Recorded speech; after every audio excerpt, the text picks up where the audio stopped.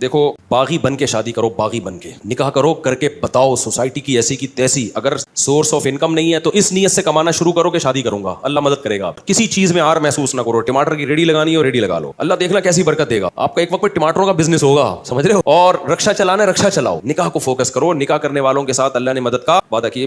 میں نے سرسری طور پہ خط پڑھ لیا, لیکن میں یہ پڑھنے کے قابل نہیں ہے جو انہوں نے حالات لکھے ہیں نا, سنانے کے قابل نہیں ہے لوگوں. تو اس لیے آپ نکاح کو فوکس کرو, اللہ کی مدد انشاءاللہ آپ کے ساتھ ہوگی. ماں باپ سے پوچھ کے جو شادی کرتا ہے بہت بڑا بے وقوف ہے, اس کو بے وقوفی کا ایوارڈ ملنا چاہیے. میں آپ کے سامنے ماں باپ کے کتنے حقوق بیان کرتا ہوں کہ نہیں کرتا. مجھے نہیں یاد پڑتا کبھی مجھے والدین کا تذکرہ اور میں نے اپنے رونے کو ضبط نہ کیا ہو. یہ رشتہ ایسا ہے نا, ماں باپ کا انسان نہیں آنکھوں پہ ضبط کر سکتے. شادی میں نے اپنے ابا اماں کو بھی لفٹ نہیں کرائی, سمجھ رہے ہو. انہوں نے شادی کی, ہماری اماں تھوڑی خوش تھی دوسری شادی پہ کہ بیٹا ماشاء اللہ ماشاء اللہ. کون خوش ہوتا ہے, رشتہ ہی نہیں مل رہا تھا. جہاں جاتے لڑکی والے کہتے ہیں اماں کو تو لے کر آؤ, ہم کہتے ہیں اماں ہی تو سب سے بڑی رکاوٹ ہے. تو ہم نے اپنی اماں کے ٹوٹی پھوٹی کوشش کی قدموں میں جنت تلاش کریں. ہم نے میں نہیں کہہ رہا ہم نے بہت کوئی خدمت کی, تو ٹوٹی پھوٹی کوشش کی کہ ہم اماں ہم سے راضی ہی جائیں. الحمدللہ راضی ہی گئی ہیں دنیا سے, لیکن بھائی اللہ پہلے. تو اللہ میاں نے کہا ہے کہ جو ہے نا یہ ماں باپ تمہیں آخرت میں عذاب سے نہیں بچا. نکاح ہم اللہ کا حکم سمجھ کے کرتے ہیں, امی کے کہنے پہ بولو, کلچر کے کہنے پہ تھوڑی کرتے ہیں. تو شادی کر لی, اماں بہت غصے ہوتی تھی, میں اماں کے پاؤں پکڑنے جاتا تھا, رشتہ ہی نہیں دے رہا تھا نا کوئی, مسئلہ یہ تھا. کریں کیسے, خالی نظریے لے کے گھوم رہا تھا میں. لوگ سن کے کان پک گئے تھے, یار مفتی صاحب دوسری شادی ہر وقت تو کر لو نا. ابے میں نے کہا وہ رشتہ ہی نہیں دے رہا تو کہاں سے کریں, کیوں نہیں دے رہا بھائی. کہیں طلاق یافتہ بیوہ کہیں بات چلاؤ, بولتے اپنی اماں کو تو بھیجو. اماں جانے کے لیے ایگری نہیں ہے, اب بیوی کو تھوڑی لے کے جائیں گے دوسری شادی کے لیے, وہ تو ویسے ہی ایگری نہیں ہوتی. لے کے کس کو جائیں, کوئی جا ہی نہیں رہا. تو بہرحال پھر میرے بڑے بھائی کو ہم نے غیرت ویرت دلائی تھوڑی سی, بڑے بھائی کو نا, ان کو اس وقت تو تھوڑی سی غیرت آئی. جب شادی کے بعد مسائل آئے نا, تو وہی انہوں نے بھی میرے اوپر نظر لگ رہا ہے, یار اس نے مروایا, مجھے بھی اس نے مروا دی. ان کو نہیں پتا تھا اتنا سخت ریئیکشن ہوگا کہ میں بھی پھنسوں گا. تو اور میرے دو بھائی آخر میں ایگری ہو گئے تھے, چلو ٹھیک ہے کر لے. ایک بھائی نے بات کی جو میری اہلیہ ہے نا, ان کے والدین سے, ہاں چلے ٹھیک ہے کرے گا. تو یہ ان کو یہ ڈر تھا کہ یار اگر میں انوالو نہیں ہو تو پتہ نہیں کہاں کر لے جا کے, یہ کوئی آڑا ترشا کوئی خاندان میں کوئی ایسی چیز نہ ہو. وہ راضی نہیں تھے وہ بھی, لیکن وہ اس لیے ہو گئے کہ یار یہ ڈھیٹ آدمی ہے, یہ کر کے چھوڑے گا. تو اب اگر ہم انوالو نہیں ہوئے تو پتہ نہیں کوئی اٹھا کے آڑے ترشا ہمارے خاندان میں بدنما کوئی دھبا نہ لگ جائے, کوئی منہ دکھانے کے قابل نہ رہے خاندان. تو ابھی کم از کم کسی اچھی جگہ پیغام بھیجا ہوا ہے اس نے خاندانی لوگوں میں. تو اس لیے وہ نہ چاہتے ہوئے آ گئے, لیکن عین وقت پہ وہ بھی مکر گئے, عین وقت. اور پھر کیا ہوا ہے, جو چھوٹے بھائی کو میں نے کہا تو آجا نکاح میں, کوئی تو ہو جس کو میں شادی میں بٹھاؤں. تو اس نے کہا میں آ رہا ہوں. عین وقت پہ وہ کمبخت بھی نہیں آیا. میرا بھائی ہے, میں تو کہہ سکتا ہوں نا, چھوٹا ہے, کمبخت ہے نہیں, بڑا نیک آدمی ہے, لیکن میرا تو حق بنتا ہے نا. عین وقت پہ وہ بھی مکر گیا, نکاح نامہ لے کے.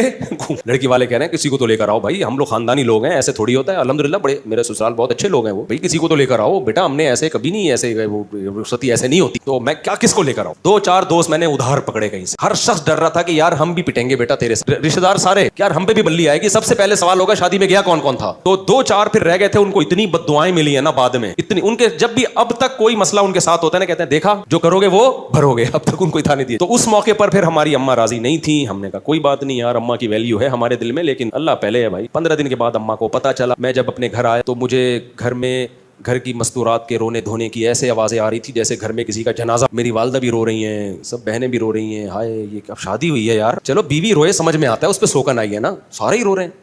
پڑوسنوں کو پتہ چلا, ہائے ہائے ہائے ہائے ہائے اس مولوی نے ہائے ہائے کیا کر دیا. پڑوسی برے بن گئے میرے لیے سب, جس کو ابھی تو ماحول بن گیا ہے, ابھی تو ماحول بن گیا ہے. جب میں نے کیا تھا ماحول نہیں بنا ہوا تھا, لوگ اچنبے کی نظر, بھائی کیا ہو گیا. پھر وہی میں مشہور قصہ ہے, میرے پر اتنا دباؤ آیا نا, اتنا دباؤ, میں گریبان کھول کے ایسے گھوم رہا تھا جیسے موسٹ وانٹڈ. اور میرے سسر بڑے پاورفل تھے, کمزور نہیں تھے. ابھی ان کے زیادہ ڈیٹیل میں نہیں جاتا میں, اور جو ہے بہت کچھ تھا. ابھی کیا بتاؤں یار, اچھا نہیں ہے نا, پھر وہ لوگ بھی بولیں گے بھائی تو کیا کر رہا ہے. تو یہاں تک ہوا کہ پھر میں استاذ محترم حضرت مفتی ابو لبابہ صاحب کے پاس گیا. اتنا ٹینشن میں تھا میں نے کہا, انہوں نے کہا کیوں آئے ہو, پہلے کبھی اس سلسلے میں حاضر ہوئے نہیں کسی غم میں. تو میں نے کہا دوسری شادی میں نے کی ہے, بہت ٹینشن, بہت دباؤ میرے اوپر, کیا کروں. انہوں نے لفٹ ہی نہیں کر. وہ گئے دوسرے کمرے میں, کسی شاگرد سے بولا, میرے کلاس فیلو سے بولو, اس کو جا کے بولو ہم بے وقوف ہیں, اس کی صحت دیکھو. میں بہت دبلا پتلا تھا, میں بہت باریک سا تھا, تو میں کافی ہیلدی ہو گیا ہوں. میں بہت ہی دبلا تھا, 60 کلو میرا وزن تھا, اور مالی حالات بھی کوئی بہت اچھے نہیں. انہوں نے کہا ہم پہ پاس پیسہ بھی زیادہ ہے, ہماری صحت بھی اچھی ہے, ہمیں سنتیں پوری کرنے کا خیال نہیں آ رہا. اور اب آیا روتا ہوا, رو نہیں رہا تھا, یعنی صورت میری رونے والی بنی ہوئی تھی. پھر مجھے کہنے لگے, اس شاگرد سے کہا, مجھے ڈائریکٹ کہا بھی نہیں, لفٹ نہیں کرائی گئی, کیونکہ یہ کیس ہی ایسا ہی نہیں ہے کہ اس میں کوئی کیس بنتا ہی نہیں ہے, یہ تو تم نے خود حماقت کی ہے. پھر کہنے لگے اس شاگرد سے کہ اس کو جا کے بولو, کچھ لوگ جو ہے شہد کے چھتے میں ہاتھ ڈال کے ڈائریکٹ شہد کھا رہے ہوتے ہیں, اور بولتے ہیں مکھیاں کاٹ کی ہو رہی ہیں, اور یہ شہد کے چھتے میں منہ دے کے شہد پی رہا ہے اور بول رہا ہے کہ مکھیاں کیوں کاٹ رہی ہیں. میں نے کہا اب ساری زندگی کے لیے گالیاں تمہارا مقدر ہے, ہم تو بالکل ہی منہ ہمارا اور چھوٹا سا. تو اماں کے یہ حالات. پھر جب زیادہ غم آتے ہیں نا انسان پر, تو اس کو انجوائے کرنا شروع کر دیتا ہے. یا تو میں ڈپریشن میں چلا جاتا, سر جا کے پھوڑ دیتا اپنا, خودکشی کی طرف جاتا, یہی ہوتا نا, ہر طرف سے بے عزتی ہو رہی ہے. یا میرے پاس ایک راستہ یہ تھا, ایسی کی تیسی, بھاڑ میں جائے یار. پھر ہم نے یہ کیا, ہم نے کہا جاؤ. میں جب دلائل میں غور کرتا تو دلائل میں ہمارا پلڑا کیا تھا, بھاری تھا. پھر ہم نے گریبان جان کر کھولا. پہلے تو ٹینشن میں کھولا ہوا تھا نا, ہم نے کہا ہم شریف آدمی ہیں ہی نہیں. لوگ کہتے تھے نا تم مولوی ہو کے شریف آدمی ہو کے, اللہ کا شکر ہے ہماری عزت تھی, عزت دار گھرانے سے ہو کے شریف آدمی ہو کے. میں نے کہا کس نے کہا میں شریف ہوں, میں تو بدماش آدمی ہوں. تو تم تو دھوکے باز ہو. ہم نے کہا ہم ہیں دھوکے باز. تو اتنے خطابات ملے نا, اس سے میرا حوصلہ ایسا بلند ہوا نا, میں نے کہا تیسری بھی کروں گا. کسی کے باپ میں روکنے کی طاقت ہے تو روک کے دکھائے, ایسی کی تیسی. پھر جو میں پھڈے باز بناؤں نا, میں نے کہا یار اب ہمارے بڑوں نے بتا دیا تھا بیٹا زندگی گئی ہے پھڈوں میں. میں نے کہا ابھی نہیں, پھڈوں کو انجوائے کرنا ہے, ٹھیک ہے نا. یہ ہوا. تبھی تو میں کہتا ہوں دوسری شادی انتہائی ڈھیٹ قسم کے لوگوں کا کام ہے. یہ بغیرتوں کا, یعنی بہت ڈھیٹ قسم کے لوگوں کا کام ہے, سمجھ رہے ہو. اس میں بہت کچھ سننا پڑتا ہے, پھر برداشت کرو. پھر میرے اوپر دباؤ آیا, طلاق دو, اس کو دو یا اس کو دو. بہت دباؤ آیا میرے اوپر, دوسری کو چھوڑ دو. میں نے کہا میرے نا قتل کر دو, قتلے بنا کے بوری میں بند کر کے گدھوں کو کھلا دو, طلاق نہیں دوں گا میں. آج بڑے بےغیرت ہوتے ہیں بےغیرت لوگ. دوسری شادی کی, عورت سے فائدہ اٹھایا اور تھوڑے دنوں میں اس کو طلاق دے دی کہ جی میری پہلی بیوی کا دباؤ بہت تھا, میں مجبور تھا. ابے تو بے شرم آدمی, جب تیرے میں دم نہیں تھا تو نے کیا کیوں ہے؟ یہ بہت کیسز آ چکے ہیں. تبھی میں دوسری شادی والوں کو فوراً اپریشیٹ نہیں کرتا. جب کوئی آگے بتاتے نا دوسری کی ہے میں نے, ابھی کیا ہے, ابھی آگے پتہ چلے گا, فوراً چھوڑ دیتے ہیں. ذرا سا دباؤ آتا ہے, میں تعریفیں نہیں کرتا بھائی اپنی, لیکن موٹیویشن کے لیے بتانا پڑتا ہے. ہم نے جب کی ہے, ہم پر جو دباؤ آیا ہے نا آپ سوچ نہیں سکتے, بہت دباؤ آیا ہے.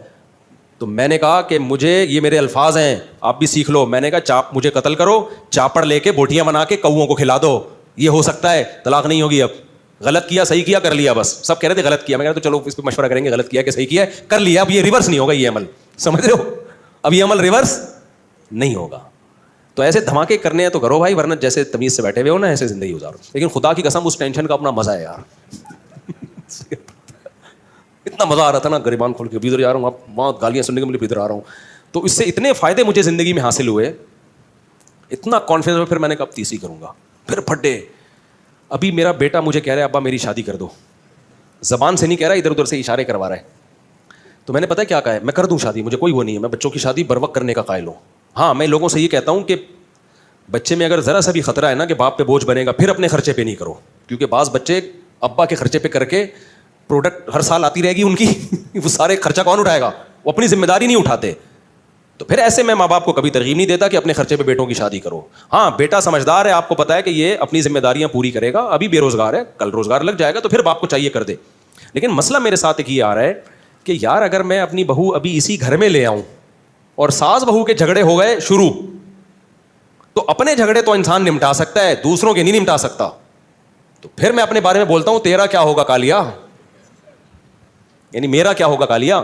کیونکہ میں نے پہلے دوسری کی, پھر پھڈے ہوئے, پھر تیسری کی, پھر دوبارہ سے دونوں کے الگ سے پھڈے شروع ہو گئے, پھر چوتھی کی, پھر تینوں کے پھڈے.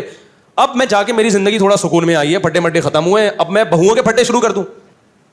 نہیں سمجھ میں آ رہی میرا خیال ہے, کیونکہ اب میں لے کر آیا تو میری بیگم کا پھڈا ہوا میری بہو کے ساتھ. مرد نہیں جھگڑے میں کرتا یار, مرد کا سسر کہے گا بہو سے کی خدمت کرنی ہے بیٹا کر لو, اللہ تمہیں